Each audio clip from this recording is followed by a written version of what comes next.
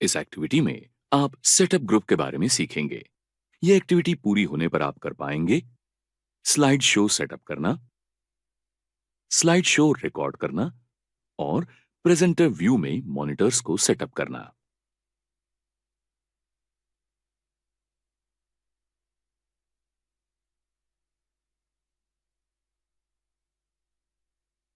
Slide show को setup करने के लिए और प्रेजेंट करने के लिए पावर पॉइंट के पास अनेक ऑप्शंस हैं।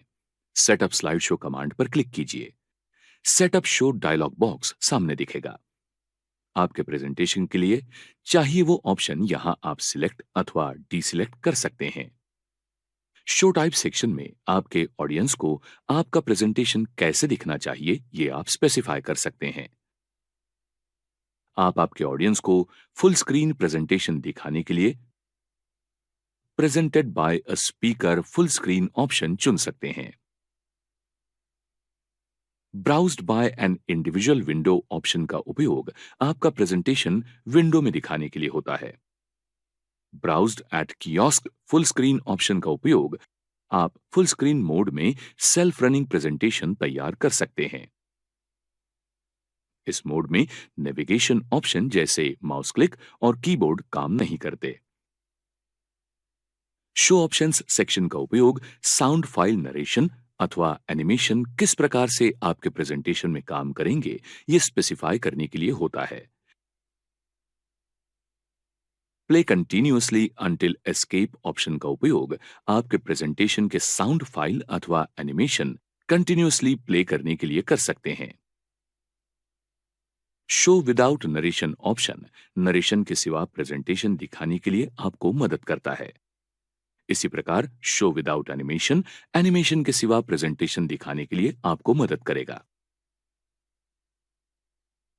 कभी कभी पुराने कंप्यूटर में आपके प्रेजेंटेशन के एनिमेशन जरा से जर्की दिखते हैं।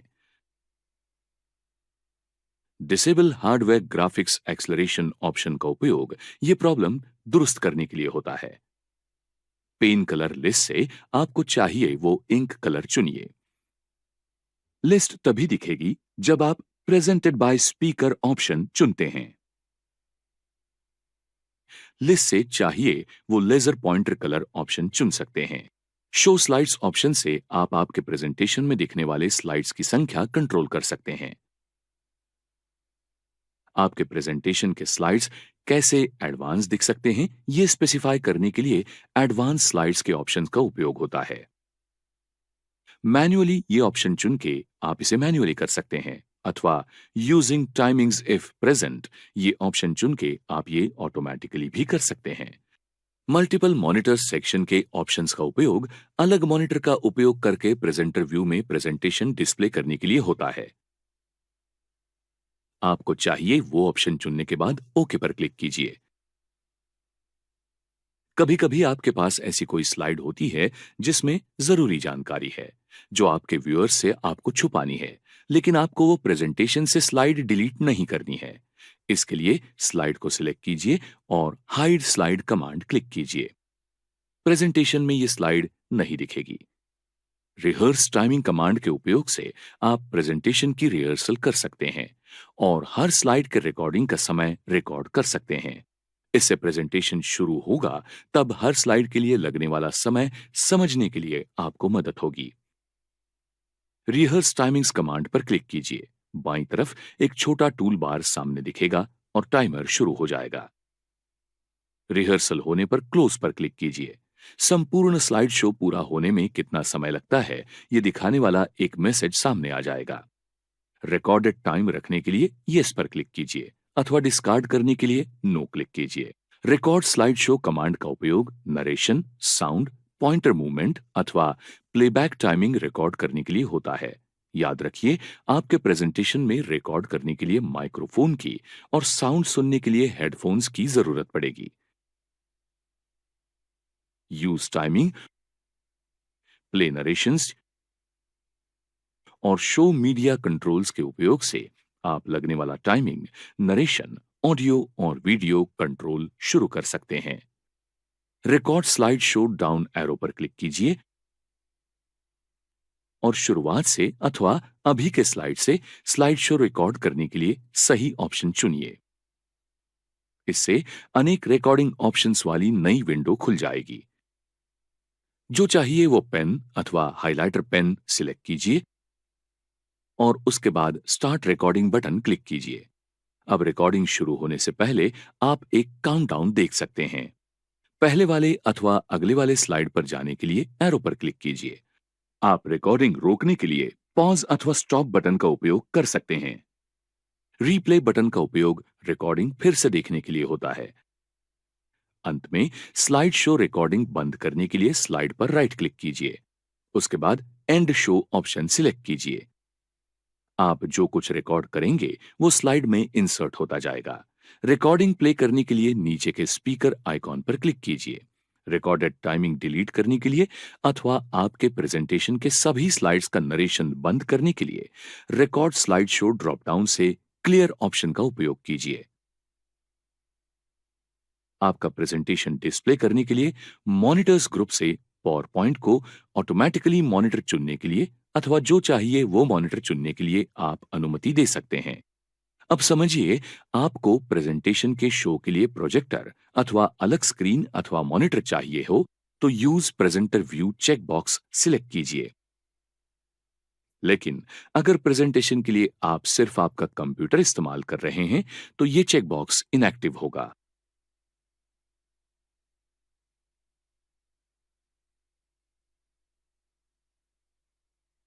आपने क्या सीखा, इसका एक रिवीजन करते हैं।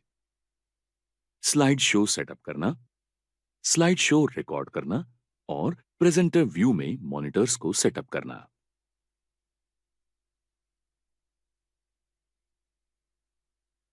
आज हम कुछ नया सीखते हैं। इस एक्टिविटी में आप सीखेंगे स्लाइड शो को स्टार्ट और प्रेजेंट करना और प्रेजेंटर व्यू के विविध ऑप्शंस का उपयोग करना।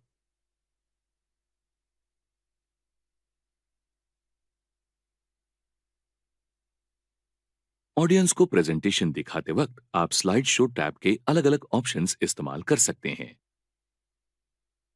इस ऑप्शन का उपयोग स्मूथ और प्रोफेशनल प्रेजेंटेशन दिखाने के लिए होता है।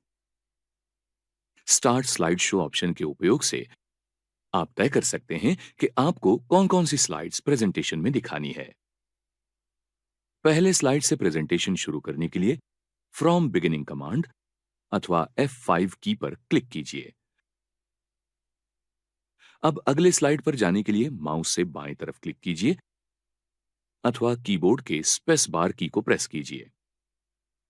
पहले के अथवा अगले स्लाइड पर जाने के लिए आप एरो कीज का इस्तेमाल भी कर सकते हैं। स्क्रीन के नीचे की बाईं तरफ कर्सर को मूव कीजिए और अगले अथवा आगे की स्लाइड पर जाने के लिए क्लिक कीजिए। अधिक ऑप्शंस इस्तेमाल करने के लिए नीचे बाईं तरफ के 3 डॉट्स पर क्लिक कीजिए अथवा स्क्रीन पर दाहिनी तरफ कहीं भी क्लिक कीजिए। शो प्रेजेंटर व्यू ऑप्शन दूसरे डिवाइस पर प्रेजेंटेशन दिखाने के लिए मदद करता है। ये ऑप्शन तभी उपयोगी है जब प्रेजेंटेशन दिखाने के लिए आप अलग-अलग डिवाइस इस्तेमाल कर रहे हैं। उदाहरण के लिए, समझिए आपको प्रेजेंटेशन शुरू करने के लिए आपका लैपटॉप या कंप्यूटर इस्तेमाल करना है, लेकिन वो प्रेजेंटेशन प्रोजेक्टर पर दिखाना है, तो प्रोजेक्टर फुल स्क्रीन मोड में सिर्फ स्लाइड कंटेंट दिख जाएगा।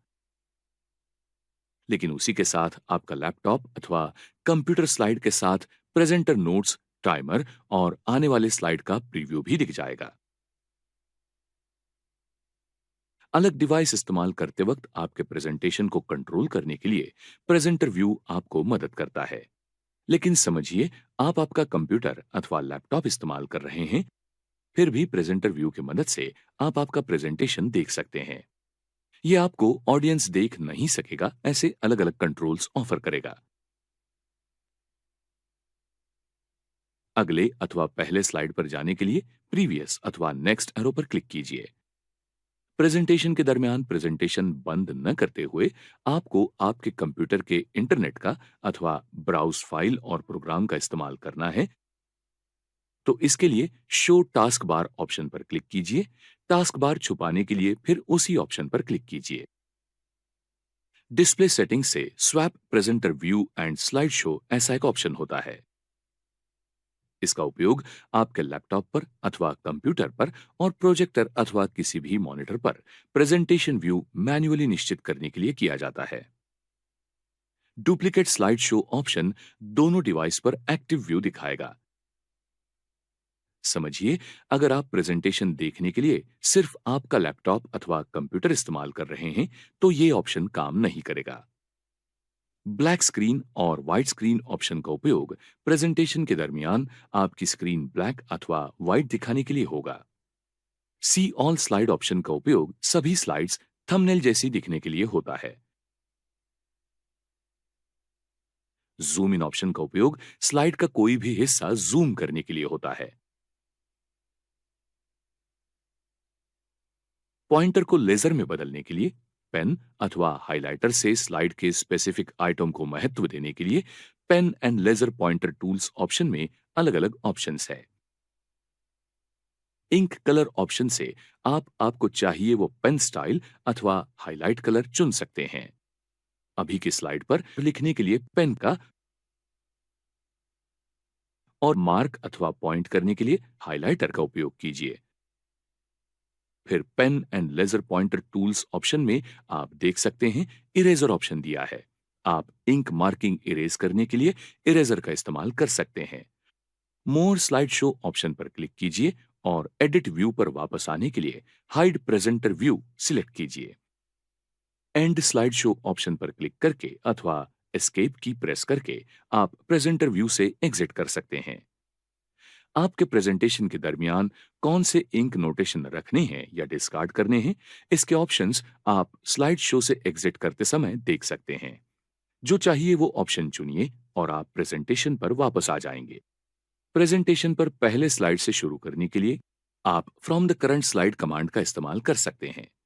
पावर पॉइंट के कस्टम स्लाइड शो कमांड की मदद से आपके प्रेजेंटेशन के कुछ विशिष्ट स्लाइड चुन के और दिखा के आप आपके ऑडियंस को आपका प्रेजेंटेशन यूनिक दिखा सकते हैं। स्टार्ट स्लाइड शो ग्रुप के कस्टम स्लाइड शो कमांड पर क्लिक कीजिए और उसके बाद कस्टम शो ऑप्शन चुनिए। कस्टम शो डायलॉग बॉक्स से न्यू पर क्लिक कीजिए। Define custom show dialog box में स्लाइड्स इन प्रेजेंटेशन के नीचे आपको प्रेजेंटेशन में कौन सी स्लाइड्स जोड़नी है ये चुनिए और उसके बाद ऐड क्लिक कीजिए। अप और डाउन एरोज का उपयोग करके आप स्लाइड्स का क्रम बदल सकते हैं। आपके स्लाइड शो के लिए जो चाहिए वो नाम टाइप कीजिए और ओके क्लिक कीजिए। प्रेजेंट ऑनलाइन ऑप्शन का उपयोग करके वेब ब्राउजर में आपका प्रेजेंटेशन देखने के लिए आप दूसरों को आमंत्रित कर सकते हैं। इसके लिए आपको माइक्रोसॉफ्ट अकाउंट और इंटरनेट कनेक्शन की जरूरत पड़ेगी।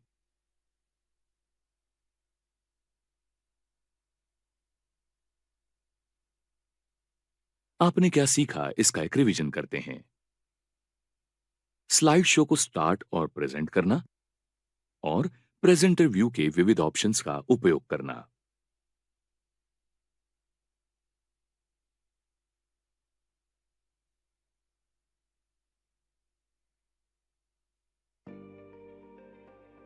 फ्रूटो जूनियर कबीर का स्टार्टअप बिजनेस है। उसने हेल्दी ड्रिंक्स का एक नया सेट मार्केट में लॉन्च किया है।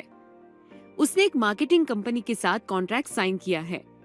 अनीता उस कंपनी की मार्केटिंग एग्जीक्यूटिव है, जिसे मार्केट में इन ड्रिंक्स की सेल बढ़ाने के लिए एक इफेक्टिव मार्केटिंग प्लान बनाना है। चलिए देखते हैं कि मार्केटिंग प्लान क्या होता है और एडवर्टाइज और मार्केटिंग के ये कैसे यूज होता है।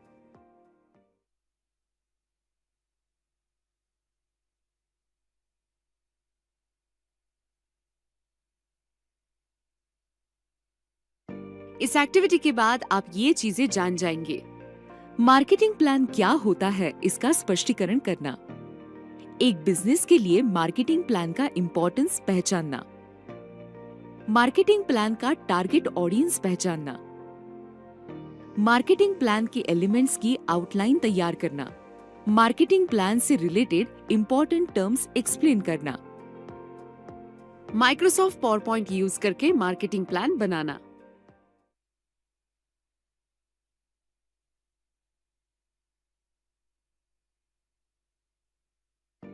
मार्केटिंग प्लान क्या होता है? मार्केटिंग प्लान एक ऐसा डॉक्यूमेंट है जिसमें एडवर्टाइज की सारी स्ट्रेटेजीज और इसेंशियल स्टेप्स जो एक बिजनेस अपनी कस्टमर्स को अपने प्रोडक्ट्स या सर्विसेज को इंट्रोड्यूस करने के लिए उठाएगा।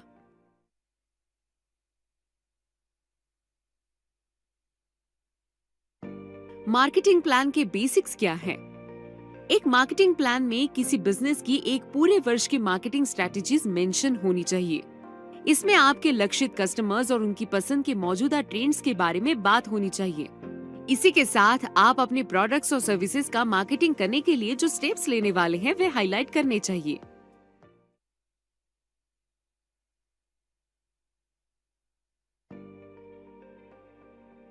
मार्केटिंग यानी एक प्रोडक्ट या सर्विस को प्रमोट करना। इसमें अनेक मीडियाज यूज किए जाते हैं, जिसमें से कुछ ऑनलाइन और कुछ ऑफलाइन होते हैं। मार्केटिंग प्लान प्रिंटेड या डिजिटल फॉर्म में हो सकता है। आपने pamphlets, billboards, social media posts और वेबसाइट पर एडवर्टाइज देखे हैं क्या? ये सब मार्केटिंग प्लान का हिस्सा होते हैं।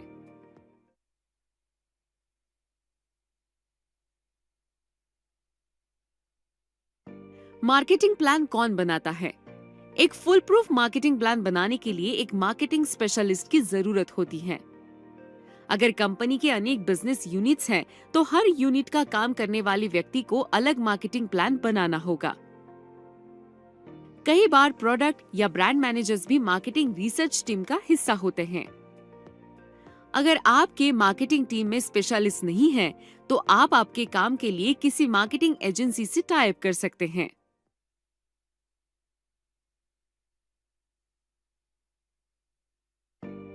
मार्केटिंग प्लान बिजनेस के लिए इम्पोर्टेंट क्यों है? मार्केटिंग प्लान बिजनेस को मार्केटिंग का खर्च बचाने में मदद करता है। ये आपको सही कस्टमर्स को एम करने के लिए भी मदद करता है, क्योंकि इसमें सारी strategy step by step included होती है। एक मार्केटिंग प्लान आपको सभी पॉसिबल रिस्क का व्यू देता है और इस प्रकार आपको रियलिटी में उनसे निपटने के लिए तैयार करता है। मार्केटिंग प्लान के ऑडियंस कौन होते हैं? मार्केटिंग प्लान के टारगेट ऑडियंस इन फैक्टर्स पर डिसाइड किए जाते हैं, जैसे कि जेंडर और फाइनेंशियल स्टेटस। उदाहरण स्वरूप, बच्चों के ड्रिंक्स के लिए टारगेट ऑडियंस खुद बच्चे और सबसे इम्पोर्टेंट उनके पेरेंट्स, जो उनके लिए वो खरीदेंगे।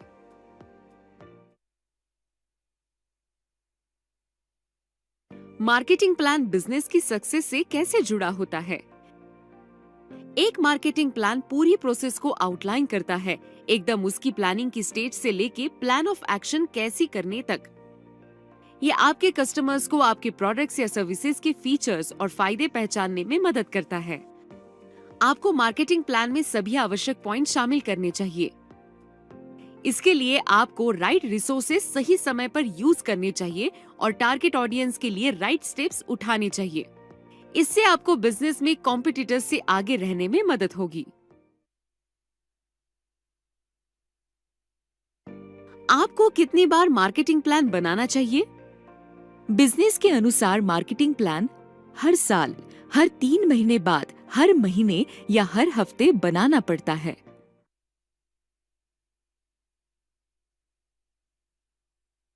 मार्केटिंग प्लान बनाने के लिए किस तरह का रिसर्च करना पड़ता है? प्रभावी मार्केटिंग प्लान बनाने के लिए आपको आपके कॉम्पिटिटर्स पर विस्तृत रूप से रिसर्च करना पड़ता है। इससे आपको आपके बिजनेस का परफॉर्मेंस इंप्रूव करने में मदद होगी। आपको मौजूदा मार्केट की और उसमें आपके बिजनेस का क्या रोल और पोजीशन है, इसकी जांच करनी चाहिए। आपको आपके कस्टमर्स की जरूरतें जानने के लिए उनके बारे में जानकारी इकट्ठा करनी चाहिए।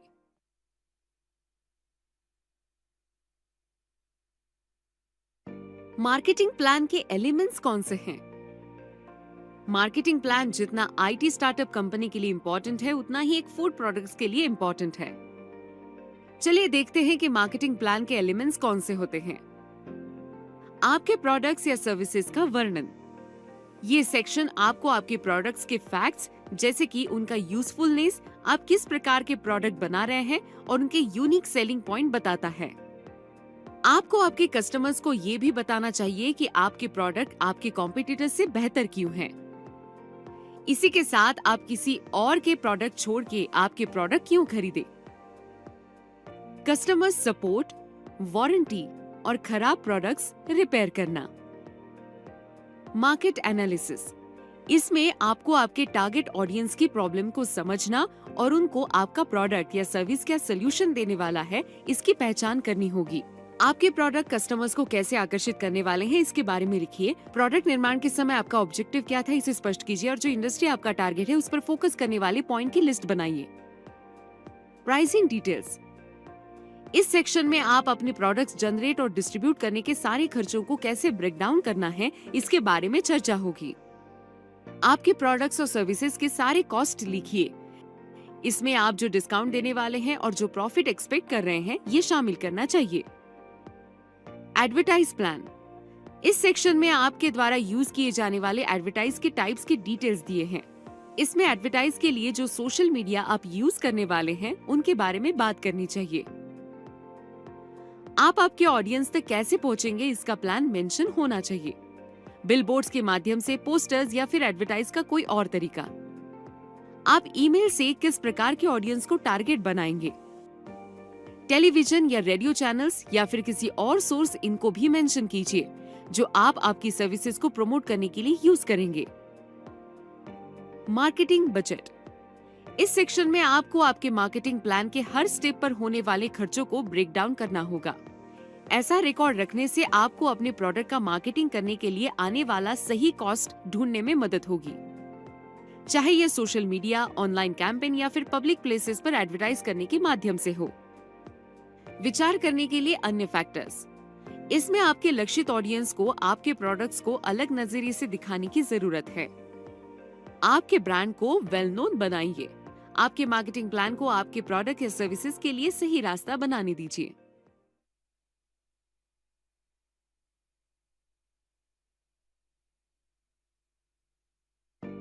मार्केटिंग प्लान किस प्रकार के और साइज के होते हैं। ए, बिजनेस प्लान, लंबे समय तक बढ़ते प्रॉफिट्स कमाने के लिए स्ट्रेटजीज आउटलाइन करने के लिए। बी, मार्केटिंग प्लान, बिजनेस के गोल्स तक पहुंचने के लिए टारगेट ऑडियंस को शामिल करने की स्ट्रेटजीज आउटलाइन करने के लिए। C, marketing campaign plan, short term के लिए डिजिटल प्लेटफॉर्म यूज करके सेल्स टारगेट अचीव करने के लिए ब्रॉडकास्ट करने के लिए। D, digital marketing plan, digital marketing के क्षेत्र में प्रोडक्टिवली कम्पीट करने के तरीके आउटलाइन कीजिए। ई, एक multi channel marketing plan, long term के लिए डिजिटल प्लेटफॉर्म यूज करके सेल्स टारगेट अचीव करने के लिए ब्रॉडकास्ट करने के लिए। ड्यूरेशन के अनुसार मार्केटिंग प्लान के प्रकार। ए, लॉन्ग टर्म मार्केटिंग प्लान्स, जो प्लान्स 1 साल से ज्यादा अवधि के लिए होता है उन्हें लॉन्ग टर्म मार्केटिंग प्लान कहते हैं। B, short term marketing plans, जो प्लान्स 1 साल से कम अवधि के लिए होता है उन्हें शॉर्ट टर्म मार्केटिंग प्लान कहते हैं। आप अगर मार्केटिंग प्लान की साइज या लेंथ के बारे में बात कर रहे हैं तो वो 15 पेजेस से ज्यादा बड़ी नहीं होनी चाहिए।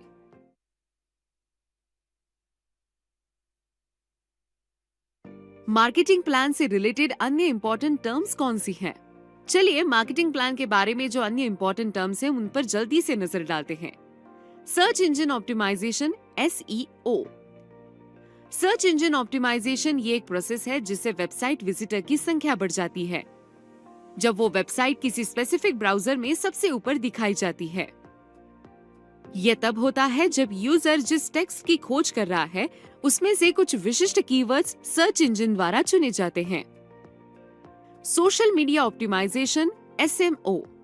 सोशल मीडिया ऑप्टिमाइजेशन ये एक सोशल मीडिया यूज करने का तरीका है जो ब्रांड को प्रमोट करने के लिए यूज किया जाता है जिससे लोगों के बीच उस ब्रांड के प्रोडक्ट्स या सर्विसेज का अवेयरनेस बढ़े। Content marketing. कंटेंट मार्केटिंग ये एक सोशल मीडिया पोस्ट्स, ब्लॉग्स और वीडियो तैयार और पब्लिश करने की प्रक्रिया है जिससे लक्षित दर्शकों में पर्टिकुलर प्रोडक्ट के बारे में इंटरेस्ट निर्माण होगा। यूजर पर्सोनास, ये डमी प्रोफाइल्स है किसी कंपनी के विशिष्ट प्रोडक्ट या सर्विस के वास्तविक जीवन वास्तविक लक्षित यूजर्स के आधार पर तैयार की जाती है। इन्हें यूजर पर्सोनास कहा जाता है। Competitive research. कॉम्पिटिटिव रिसर्च ये आपके कॉम्पिटिटर्स को ढूंढने की प्रक्रिया है।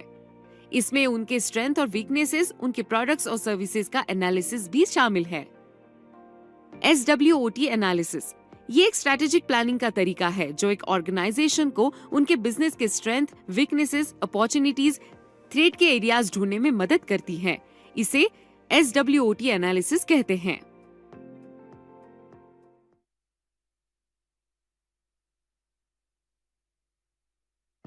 मार्केटिंग प्लान बनाने में कौन से टूल्स यूज किए जाते हैं? प्रभावी मार्केटिंग प्लान बनाने के लिए आप Microsoft PowerPoint, Google slides, Canva जैसे टूल्स यूज कर सकते हैं। आप template.net और extensio.com जैसे ऑनलाइन वेबसाइट्स भी यूज कर सकते हैं।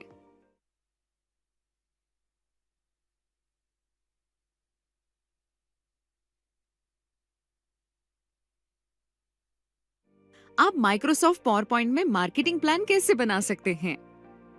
अब आप जान गए हैं कि मार्केटिंग प्लान क्या होते हैं, तो चलिए एक प्लान बनाते हैं। माइक्रोसॉफ्ट पावरपॉइंट ओपन कीजिए। हम हमारा मार्केटिंग प्लान बनाने के लिए माइक्रोसॉफ्ट ने दिया हुआ एक ऑनलाइन टेम्पलेट यूज करेंगे। सर्च बार में मार्केटिंग प्लान लिखें और सर्च आइकॉन पर क्लिक करें। आपको जो टेम्पलेट चाहिए उस पर क्लिक कीजिए और उसके बाद क्रिएट पर क्लिक कीजिए। Template as a editable presentation open हो चुकी है। स्क्रॉल डाउन करके सारे स्लाइड्स देखिए।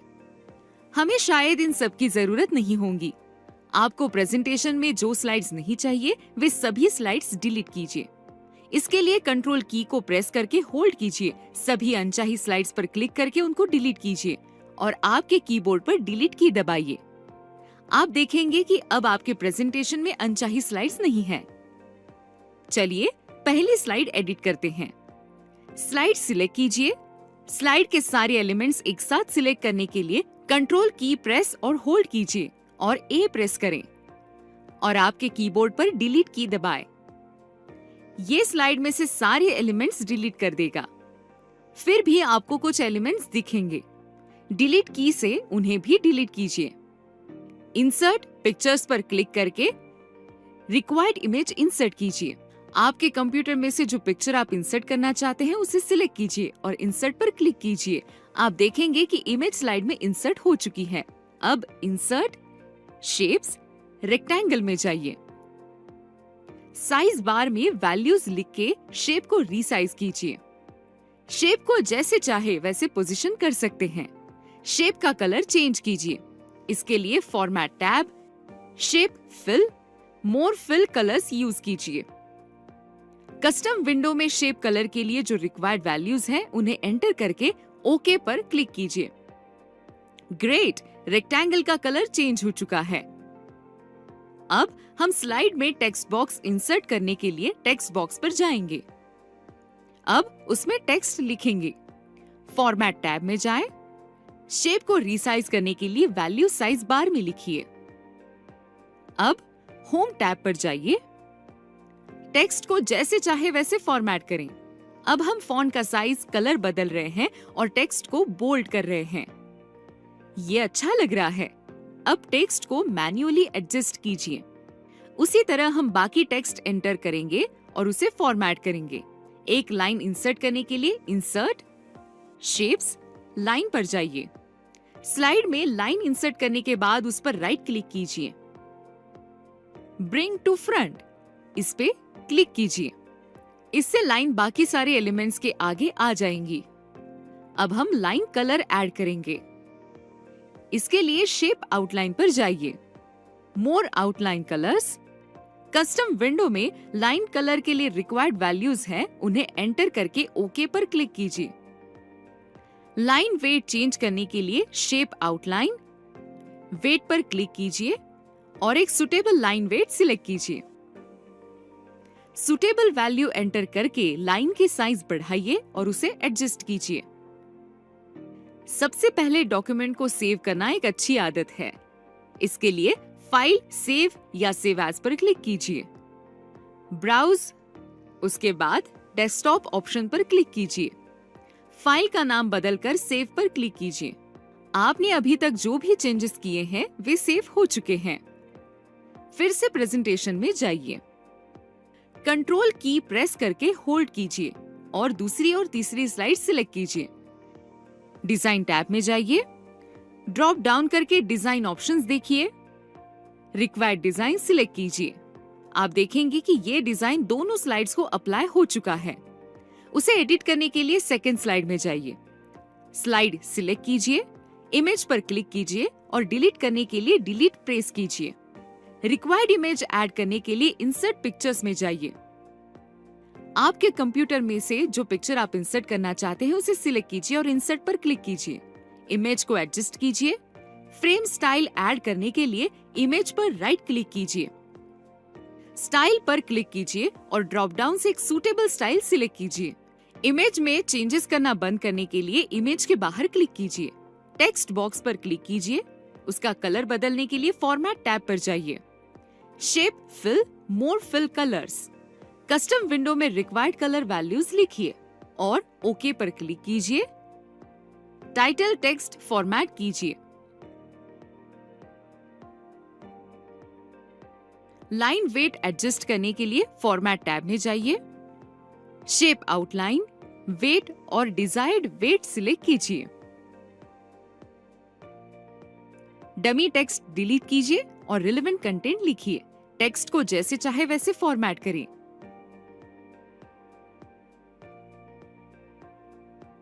चलिए तीसरी स्लाइड एडिट करते हैं।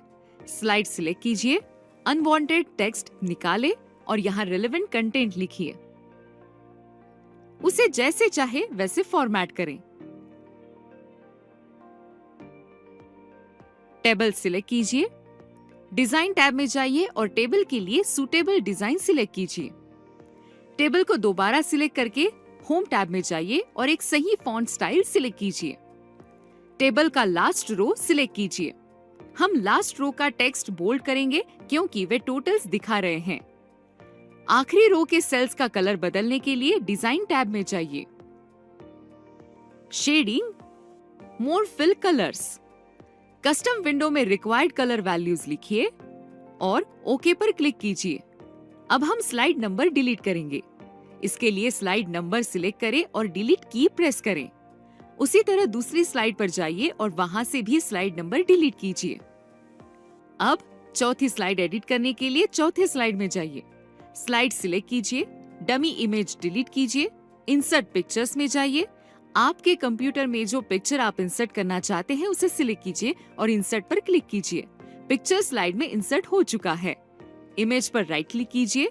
डिस्प्ले किए हुए ऑप्शन में से सेंड टू बैक पर क्लिक कीजिए। Send to back. अब ये इमेज दूसरे एलिमेंट्स के पीछे जा चुकी है। सारा डमी टेक्स्ट निकाल के उसमें आपका टेक्स्ट लिखिए। टेक्स्ट को एडजस्ट कीजिए। डमी आइकॉन्स निकाले। इंसर्ट आइकॉन्स में जाइए और सर्च बार में डिजायर्ड आइकॉन नेम लिखिए। जो आइकॉन इंसर्ट करना है उस पर क्लिक करके इंसर्ट पर क्लिक कीजिए। आइकॉन इंसर्ट होने के बाद उसे मैन्युअली रिपोजिशन करें। आइकॉन सिलेक्ट करें, ग्राफिक्स फिल में जाइए और एक सुटेबल कलर सिलेक्ट कीजिए। उसी तरह स्लाइड में बाकी दो आइकॉन्स इंसर्ट कीजिए। चलिए टेक्स्ट बॉक्स का कलर बदलते हैं। टेक्स्ट बॉक्स सिलेक्ट कीजिए, फॉर्मेट टैब में जाइए, शेप, फिल, मोर फिल कलर्स। रिक्वायर्ड कलर के लिए वैल्यूज एंटर करके ओके पर क्लिक कीजिए। शेप आउटलाइन पर जाइए और शेप को आउटलाइन में ऐड करने के लिए कलर सिलेक्ट कीजिए। आउटलाइन का वेट चेंज करने के लिए शेप आउटलाइन, वेट पर क्लिक कीजिए और डिजायर्ड वेट सिलेक्ट कीजिए। उसी तरह शेप फिल ऑप्शन यूज करके दूसरे टेक्स्ट बॉक्स का कलर चेंज कीजिए। अब हम हमारे मार्केटिंग प्लान की आखिरी स्लाइड एडिट करेंगे। स्लाइड सिलेक्ट कीजिए, सभी एलिमेंट्स डिलीट कीजिए। इंसर्ट पिक्चर्स पर क्लिक कीजिए और रिक्वायर्ड इमेज सिलेक्ट कीजिए। उसे स्लाइड में करने के लिए इंसर्ट पर क्लिक कीजिए। इमेज को एडजस्ट कीजिए। चलिए एक थीम ऐड करते हैं।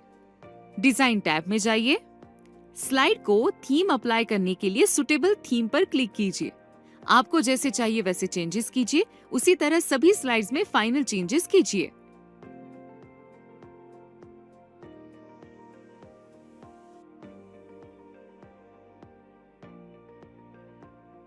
अरे वाह, हमारा मार्केटिंग प्लान कितना अच्छा लग रहा है। अब इस प्रेजेंटेशन को एक्सपोर्ट करना होगा। फाइल, एक्सपोर्ट में जाइए, क्रिएट पीडीएफ और एक्सपीएस। आपके डेस्कटॉप पर पीडीएफ फॉर्मेट में सेव कीजिए। पब्लिश पर क्लिक कीजिए। ग्रेट! आपका मार्केटिंग प्लान प्रिंट करने के लिए और क्लाइंट के साथ शेयर करने के लिए तैयार है।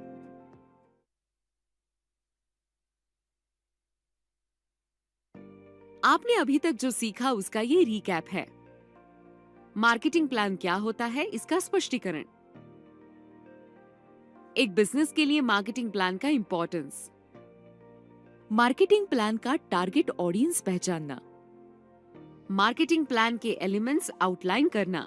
मार्केटिंग प्लान से रिलेटेड इंपॉर्टेंट टर्म्स एक्सप्लेन करना। माइक्रोसॉफ्ट पावरपॉइंट यूज करके मार्केटिंग प्लान बनाना। अनीता मार्केटिंग प्लान के साथ तैयार है।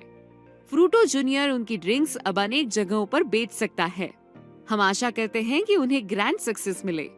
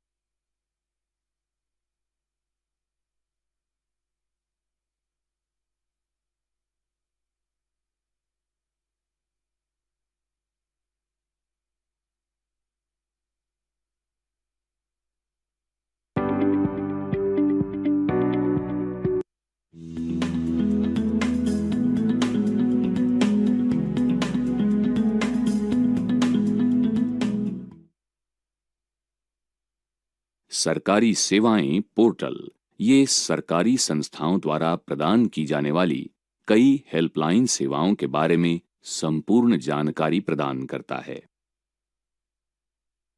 सरकारी सेवाएं पोर्टल का उपयोग विभिन्न नागरिकता सेवाओं के बारे में सहायता पाने के लिए किया जाता है, जैसे कि शिक्षा, स्वास्थ्य, उपयोगिताएं, कर, रोजगार, कानून और आदेश। विभिन्न नागरिकता पहलुओं के बारे में जानकारी को प्राप्त करने के लिए देश में कहीं से भी हेल्पलाइन का उपयोग किया जा सकता है। शिकायतों को दर्ज करने और कुछ सेवाओं का लाभ उठाने के लिए जब नागरिकता सेवाओं के बारे में किसी भी जानकारी की आवश्यकता होती है, तब इसका उपयोग होता है। सभी भारतीय नागरिक पोर्टल में उल्लिखित हेल्पलाइन सेवाओं का लाभ उठाने के हकदार होते हैं। रमेश अभियांत्रिकी के प्रथम वर्ष का छात्र है और छात्रावास में रहता है। पिछले कुछ दिनों से वो कॉलेज में उपस्थित नहीं था क्योंकि कुछ सीनियर छात्रों ने उसके साथ रैगिंग किया। रमेश ने उसके बड़े भाई राहुल के साथ इस विषय पर चर्चा की। उसके भाई ने ये परेशानी ऐसी ही चलती रही तो उसके कॉलेज के अधिकारियों को मिलने की सलाह दी। और तो और उसने ये भी बताया कि सरकार ने कई सारी हेल्पलाइन सेवाओं को प्रस्तुत किया है जिसका लाभ इंटरनेट के उपयोग से किया जा सकता है। रमेश ने ऐसी जानकारी को बताने के लिए राहुल के आभार व्यक्त किए। उसने वादा किया कि ये जानकारी वो उसके दोस्तों को जरूर बताएगा ताकि जरूरत पड़ने पर वो भी आवश्यक कार्रवाई कर सकते हैं। चलिए ऑनलाइन मदद देखने के लिए आवश्यक प्रक्रिया को देखते हैं। इस गतिविधि के अंत तक आप निम्नलिखित कार्यों में सक्षम हो जाएंगे। सरकार द्वारा स्थापित हेल्पलाइन सेवाओं को किस प्रकार से ढूंढ सकते हैं, इसका वर्णन करना। भारत में दोनों केंद्र के साथ साथ राज्य सरकार ने नागरिकों को जब वे विपत्तियों में हो उसमें मदद करने के लिए उनके लिए समर्पित हेल्पलाइंस को स्थापित किया है। उदाहरण के लिए भारत सरकार ने नेशनल पोर्टल ऑफ इंडिया नामक वेबसाइट को लॉन्च किया है। इस वेबसाइट के लिए https://india.gov.in/services/get-help-helpline इस URL का उपयोग कीजिए। किसी भी सरकारी हेल्पलाइन को संपर्क करने के लिए गेट हेल्प हेल्पलाइन लिंक पर क्लिक कीजिए। ऐसा करने पर कई हेल्पलाइन सेवाओं की सूची प्रदर्शित होगी, जैसे कि राष्ट्रपति सचिवालय हेल्पलाइन या झारखंड में ई राहत इमरजेंसी सर्विसेज। दाईं तरफ के कॉलम में एंटी रैगिंग से संबंधित लिंक भी प्रदर्शित होती है।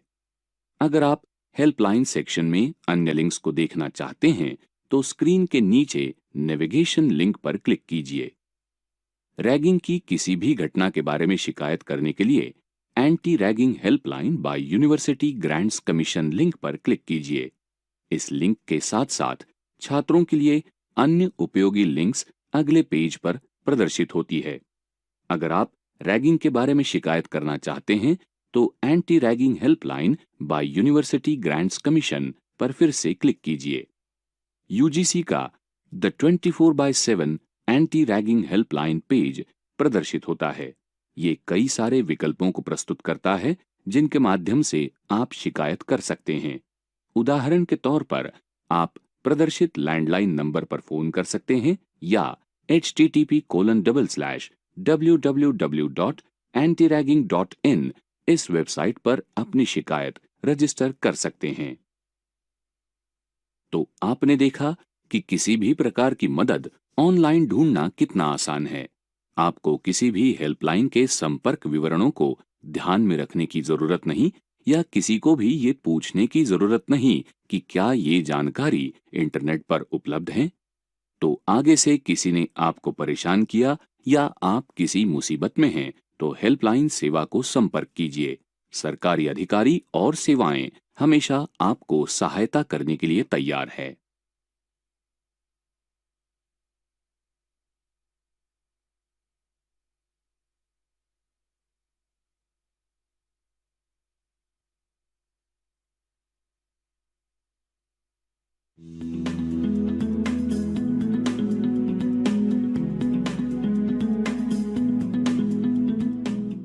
गीता अपने घर से एक छोटा सा फैशन डिजाइनिंग का व्यवसाय चलाती है। वो अपना व्यवसाय बढ़ाने के बारे में सोच रही हैं और सरकार के नवीनतम योजनाओं के बारे में जागरूक रहना चाहती है। उसकी दोस्त पायल उसे ई संपर्क के बारे में जानकारी देती है। संपर्क का अर्थ है संपर्क करना। जैसे कि नाम ही बताता है कि ई संपर्क एक डिजिटल प्लेटफॉर्म है जिसके माध्यम से भारत सरकार भारतीय नागरिकों के साथ संपर्क स्थापित करती है। वो लोग जिन्होंने इस प्लेटफॉर्म के लिए सब्सक्राइब किया है उन्हें ईमेल, फोन कॉल्स या टेक्स्ट मैसेज के माध्यम से केंद्र सरकार से नवीनतम अधिसूचनाएं प्राप्त होती है।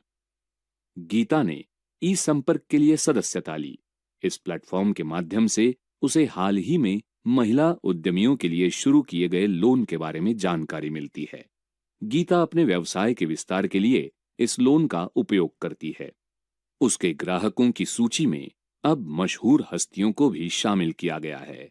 इसके कारण हर कोई उसे स्मार्ट और सफल व्यवसायी मानते हैं। चलिए देखते हैं कि आप भी किस तरह से इस प्लेटफॉर्म का हिस्सा बन सकते हैं। इस गतिविधि के अंत तक आप निम्नलिखित कार्यों में सक्षम हो जाएंगे।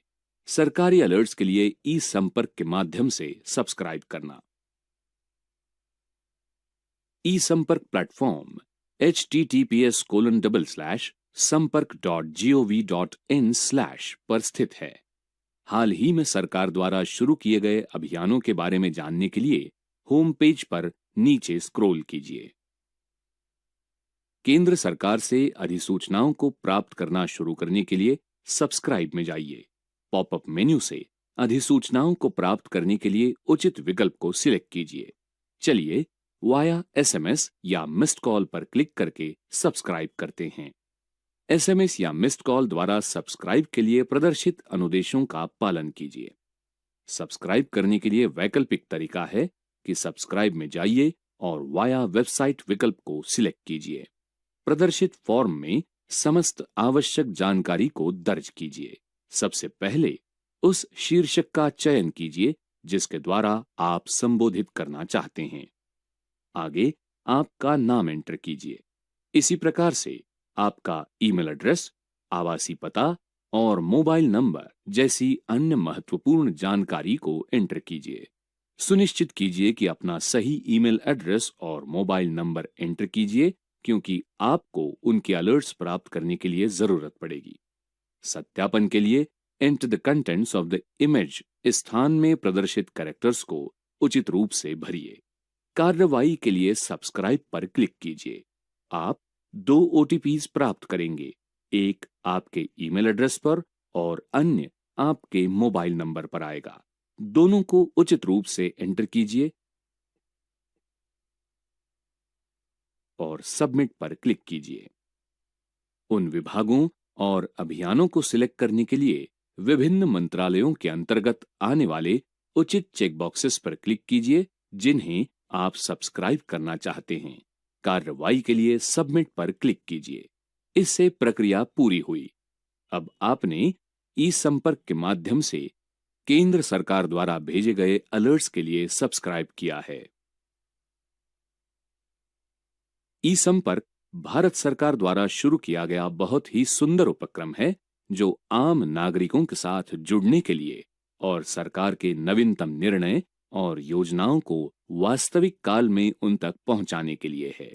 कोई फर्क नहीं पड़ता कि आप कहां हैं, आप इन योजनाओं के बारे में जागरूक रहते हैं।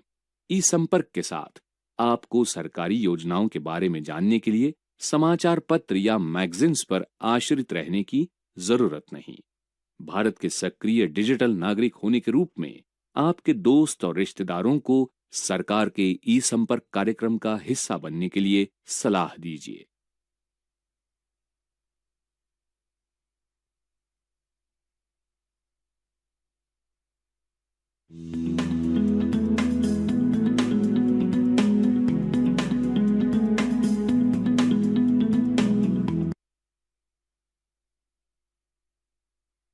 पारंपरिक डेटा एंट्री की नौकरियों के अतिरिक्त लोगों को मिश्रित डेटा एंट्री का काम और अन्य दायित्व भी मिल सकते हैं। उदाहरण के लिए डेटा एंट्री के कर्मचारियों की आवश्यकता पहले एंटर किए गए डेटा में बदलाव करने के लिए हो सकती है। इसके लिए बड़ी मात्रा में डेटा को रिव्यू करने, गलतियां खोजने और उन्हें सही करने के काम की आवश्यकता होती है। डेटा एंट्री का काम खोजने वालों के लिए प्रूफ रीडिंग और रिकॉर्ड की कॉपी करने जैसी नौकरियां भी उपलब्ध हो सकती हैं।